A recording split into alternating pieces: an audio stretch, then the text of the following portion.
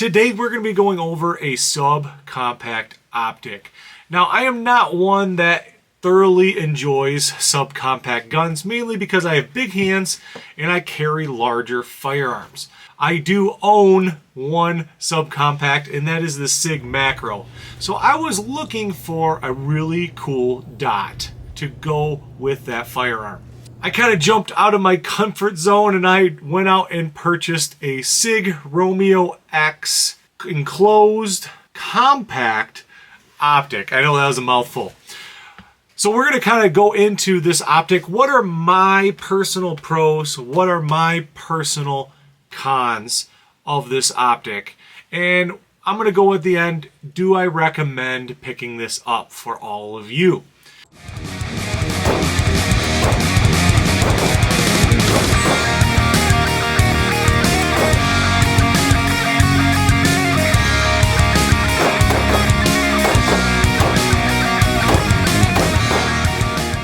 So let's go over the pros really quick.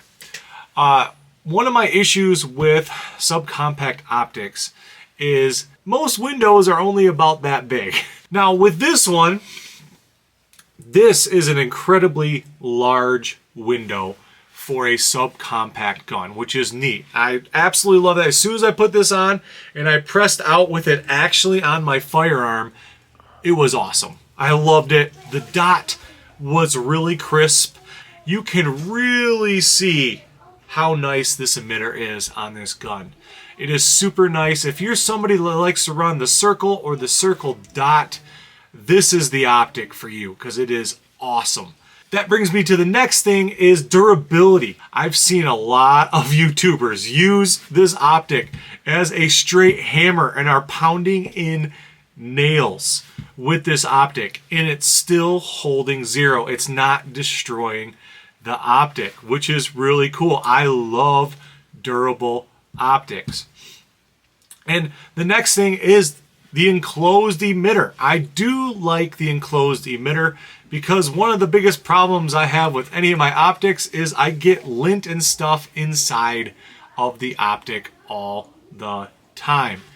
I would rather just take my sweatshirt or my shirt, wipe off the back, wipe off the front, and be good to go. And this optic really does a good job of that.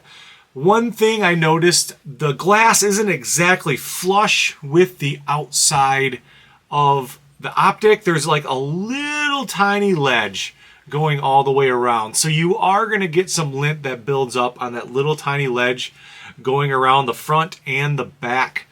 So keep that in mind. You are going to have to do a little bit better of a job cleaning the glass than you would with some of the other optics on the market where you can just simply wipe, and go. Next, battery life. You're looking at about 20,000 hours of battery life. That'll get you well over a year, maybe a year and a half before you have to change out the battery, depending on what setting you're running this on. I'm up obviously in Michigan. I'm in the Midwest. I do not need to run the dot very bright, so my battery life might be extended longer than some of you guys that are in the South.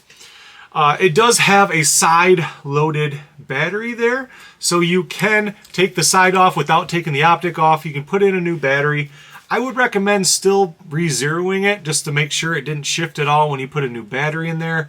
Shouldn't have an issue there, but you just twist it right back on and you are good to go. It does take a 1632 battery in case that matters to you. So if you have a bunch of 2032s laying around, not going to work in this optic. It does have shake awake technology, or what they like to call motion activated technology. So that simply means if it's laying down here on the side like this, it will turn off and it will turn back on when you touch the firearm. So if shake awake type of technology is important to you, this optic has that, and that's a very important part for me because sometimes what does our gun do all night long? It sits there, and if you don't want to turn your optic off and back on to save battery life, that's a very important piece of technology to have in an optic. Another pro that they have is they have Sig's lifetime warranty. If you are in possession of this red dot, you can send it in and they will send it back to you. They will fix it and send it back to you, no matter if you're the original owner or not. I have such a hard time if one of my Holosuns goes down. I have such a hard time sending it in and getting it back. It takes absolutely forever if you can even get a hold of anybody. This has never malfunctioned on me. I put over 1,500 rounds in this thing so far. It has never so much as flickered. It has been spot on every single time. I zeroed it and it's kept zero the entire time. I even switched this between two slides because I was testing two different slides. I just re-zeroed it one time and it was good to go. The buttons are recessed. This is important to some people. If you look here, those buttons right there are recessed right there by that piece of metal or aluminum. I'm not really sure what that is.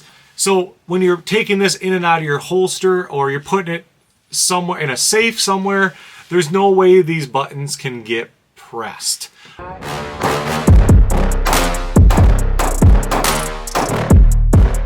There are a few cons to this optic, and I want you to be aware of them before you decide to jump this way. And one of them would have to be the adjustment for windage and elevation. They have a really small Torx key. It is a tiny, tiny little button there that is windage and elevation. But it's just really annoying that you have a little tiny piece, a little tiny tool that you need to keep track of in order to keep this thing zeroed. Kind of annoying, not a deal breaker, but just so you know, that can be a huge con for a lot of people. Second thing, at least for me, is also the battery life. It's a Pro that it goes for a year and a half. This one only is going for 20,000 hours. That may turn some of you off because we're so used to having 50,000 hour battery life, and I have a feeling a lot of that has to do with this having a smaller battery. And finally, number 3 is easily the price. This is going for about $560, $570, depending on where you get it. Hopefully soon this optic will jump down in price a little bit, but it is insanely expensive right now. So you have to decide, does that price justify what you're getting? You are getting that huge window, you are getting that crisp dot, you are getting 20,000 hours of battery life. It does have an outside battery tray, it does have shake awake technology. But does all of that justify $570? Now, in my personal opinion, this optic is not worth that amount of money. I think this is one of the best subcompact optics on the market right now.